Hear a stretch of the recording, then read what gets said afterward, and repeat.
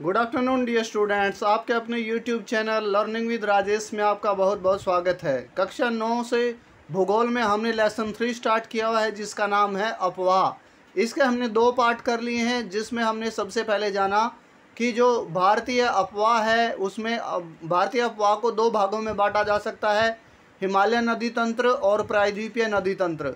हमने उससे पहले अफवाह का अर्थ, नदी द्रोणी का अर्थ और नदी तंत्र का अर्थ जाना। आज हम जानेंगे प्रायद्वीपीय पठार की नदियों के बारे में। उससे पहले हमने हिमालय की नदियों में सिंधु नदी तंत्र, गंगा नदी तंत्र और ब्रह्मपुत्र नदी तंत्र के बारे में पढ़ा। आई होप कि आपको सभी पॉइंट अच्छे से समझ आए होंगे।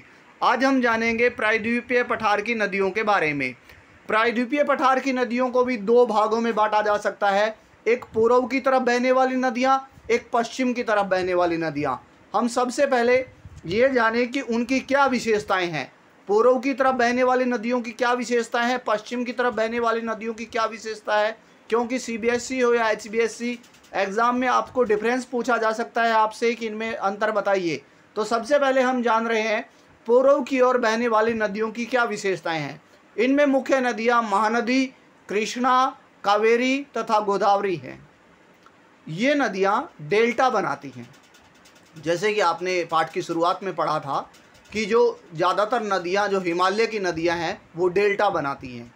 हमने ये भी जाना कि जो प्रायद्वीपीय पठार की जो नदियाँ पूर्व की तरफ बहती हैं, जिस तरफ बंगाल की खाड़ी है उधर की तरफ बहने वाली जो नदियाँ हैं वो डेल्टा बनाती हैं।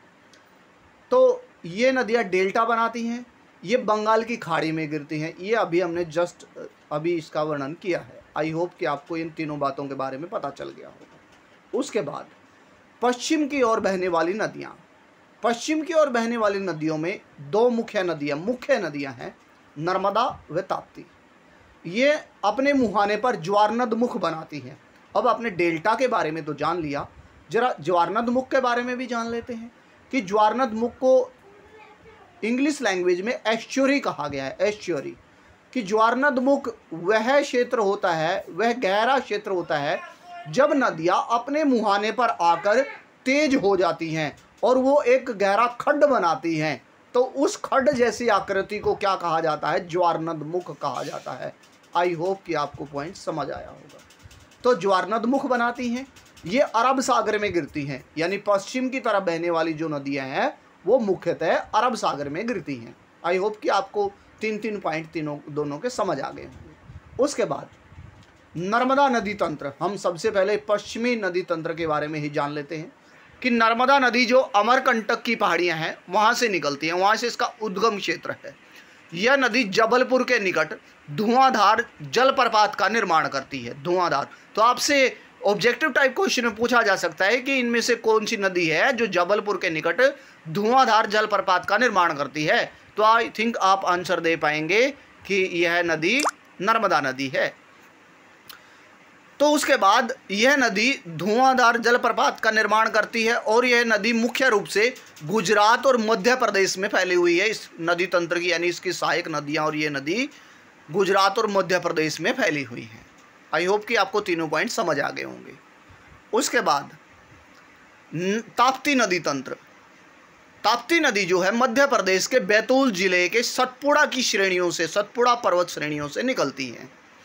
यह भी गहरी घाटी से, रिफ्ट वैली से होकर बहती है और इसकी जो नदी तंत्र की मुख्य नदियां जो है, मुख्य नदी और सहायक है, एमपी, महाराष्ट्र, गुजरात में फैली हुई हैं। आई होप कि आपको ये पॉइंट भी समझ आ गया होगा। ऑब्जेक्टिव टाइम में ज़्यादातर यहाँ से प्रश्न पूछा जाता है कि यह नदी का उद्गम क्षेत्र कहाँ से है, और दूसरा ये भी पूछा जाता है कि नदियों का मुख्य बहाव किन राज्यों में है। आई होप कि आप इनको तैयार कर लेंगे। उसके बाद नेक्स्ट पॉइंट है हमारा महानदी तंत्र। महानदी के बारे में आपने पहले भी जाना होगा। आज हम जान रहे हैं कि छत्तीसगढ़ की उच्च भूमि से निकलती है महानदी और महानदी उड़ीसा से होती हुई बंगाल की खाड़ी में गिरती है। क्योंकि आपने जाना था कि जो पूर्व की ओर बहने वाली जो नदियां हैं वो खासकर कहाँ गिरती हैं? बंगाल की खाड़ी में। तो इस नदी पर हीराकुंड बांध बनाया गया है। आपने पहले भी जाना होगा, आज फिर जीके के लिए इंपॉर्टेंट क्वेश्चन कि इस पर हीराकुंड बांध बनाया गया है। उसके बाद कृष्णा नदी तंत्र। कृष्णा नदी महाबलेश्वर की पहाड़ियों से इसका उद्गम स्थल है और इस नदी की मुख्य सहायक नदियाँ कोयना, तुंगभद्रा, मूसी, भीमा आदि हैं। तो आपको समझ आ गया होगा कि इसकी कौन कौन सी सहायक नदियाँ हैं। उसके बाद इस पर यह भी बंगाल की खाड़ी में गिरती है और इस पर नागार्जुन सागर बांध बनाया गया है। याद करने की ट्रिक मैं आपको दे रहा हूँ कि जो श्री कृष्ण ने नाग को नथा था, तो कृष्ण जी जो है और नाग का संबंध आपको पहले से भी पता है, तो कृष्णा नदी पर नागार्जुन सागर बांध बनाया गया है। तो मैं पढ़ते पढ़ते क्वेश्चन पूछना अच्छी बात है, आपसे पूछा जाए कि आपका कितना ध्यान है या आपने कितना कुछ सीखा है। तो हमने पढ़ा था कि कौन सी नदी है जो अमरकंटक की श्रेणियों से निकलती है। आई होप कि आपको आंसर पता है कि नर्मदा जो नदी है वो अमरकंटक श्रेणियों से निकलती है। दूसरा प्रश्न है हीराकुंड बांध किस नदी पर बनाया गया है। आई होप कि आपका आंसर है महानदी।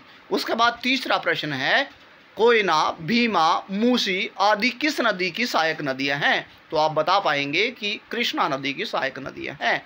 उसके बाद गोदावरी नदी तंत्र। गोदावरी नदी तंत्र प्रायद्वीपीय पठार का महत्वपूर्ण नदी तंत्र है और गोदावरी नदी प्रायद्वीपीय पठार की सबसे लंबी नदी है। यह नदी नासिक जिला महाराष्ट्र यानी महाराष्ट्र के नासिक जिले से उद्गम इसका है। उसके बाद इसका 50% यह नदी और इसकी सहायक नदियों का 50% महाराष्ट्र में ही है, यानी वहाँ पर ये वाटर प्रोवाइड करवाती है। तो इसकी सहायक नदियाँ कम्पिटिटिव एग्ज़ाम में भी आती हैं और आपके एग्ज़ाम में भी आएंगी कि वेनगंगा, पेनगंगा, पूर्णा, वर्धा किस नदी की सहायक नदियाँ हैं। तो आई होप, देखिए कंफ्यूज मत होइए कि इसमें गंगा शब्द लिखा है तो ये गंगा की ही सहायक नदियाँ होंगी। तो याद रखिएगा वेनगंगा, पेनगंगा, पूर्णा, वर्धा किस नदी की सहायक नदी है, गोदावरी नदी की सहायक नदियाँ हैं। और इसे दक्षिण की गंगा भी कहते हैं, दक्षिण गंगा। अब दक्षिण गंगा कहने का अर्थ क्यों है, क्योंकि यह दक्षिण की सबसे लंबी नदी है, इसलिए इसे दक्षिण गंगा कहा जाता है, यानी प्रायद्वीपीय पठार की लंबी नदी है। उसके बाद अगला और इम्पोर्टेंट क्वेश्चन कावेरी नदी तंत्र। अब जाते जाते मैं आपसे एक और प्रश्न पूछ रहा हूं कि नागार्जुन सागर बांध किस नदी पर बनाया गया है। आई होप कि आंसर आपको पता है, कृष्णा नदी पर। उसके बाद वेनगंगा, पेनगंगा और पूर्णा किस नदी की सहायक नदियां हैं। आई होप कि आपका आंसर गोदावरी नदी रहेगा। उसके बाद कावेरी नदी तंत्र। कावेरी नदी कर्नाटक में ब्रह्मगिरी की पहाड़ियों से इसका उद्गम स्थल है और इसकी सहायक नदियों में भवानी, अमरावती, हेमावती आदि हैं। भवानी, अमरावती, हेमावती। उसके बाद इसे वृद्ध गंगा भी कहा जाता है, वृद्ध गंगा इसे उपनाम दिया गया है। आई होप कि आपको पहले भी पता होगा। आई होप कि आप आज का सेशन आपको अच्छा लगा होगा। हमने अध्याय में हिमालय की नदियाँ और प्रायद्वीपीय पठार की जो मुख्य नदियाँ हैं, मुख्य टॉपिक है, वो आज हमने कर लिया है। उसके बाद हम थोड़ा सा रहता है अध्याय में हम झीलों के बारे में जानेंगे और नदियों का किसी देश की अर्थव्यवस्था में क्या योगदान होता है। ये हमारा कल की एक वीडियो रहती है। आई होप कि आपको कंटेंट अच्छा लगा होगा। If you are new on my YouTube channel, यदि आप नए हैं तो आप प्लीज़ सब्सक्राइब कीजिए और सभी से अनुरोध है कि लाइक, शेयर एंड सब्सक्राइब कीजिए। Thank you and have a nice day.